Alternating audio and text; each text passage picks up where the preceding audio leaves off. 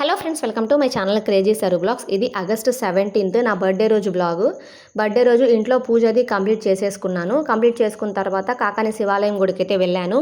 Weekend అలాగే 3 days వరుసగా holidays రావడం వల్ల గుళ్ళో కూడా ఎక్కువ రష్ ఉంది. నేను వెళ్ళేసి పూజ అది కంప్లీట్ చేసుకొని తర్వాత స్వామివారిని దర్శించుకొని మళ్ళీ ఇంటికి వచ్చేసాను.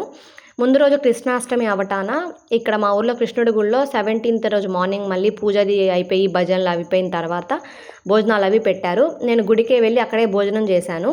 ఈవినింగ్ అయిన తర్వాత 4కి రెడ్డిపాలెంలో ఒక చిన్నది ఆశ్రమం అయితే ఉంది పిల్లలది. అక్కడికి స్నాక్స్ తీసుకొని వెళ్ళాము. కేక్ కటింగ్ అది చేసి స్నాక్స్ పెట్టేసి పిల్లలకి మార్నింగ్ నుంచి పెట్టడానికి ఫుడ్ ఖాళీ లేదన్నారు. ముందు ఎవరో బుక్ చేసేసుకున్నారంట.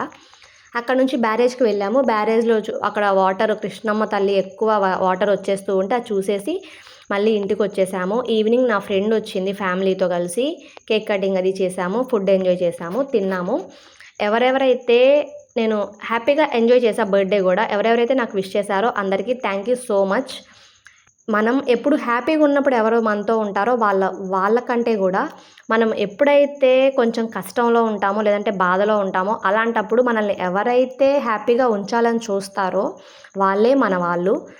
దేవుడు అలాంటి వాళ్ళని నా జీవితంలో చాలామందినే ఇచ్చాడు.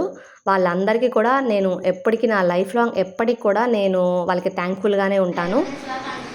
అలాగే ఈ వీడియో కనుక మీకు నచ్చినట్లయితే ఛానల్ ఎవరైనా కొత్తగా చూస్తున్నట్లయితే సబ్స్క్రైబ్ చేసుకోండి, లైక్ చేయండి, షేర్ చేయండి. Thank you for watching.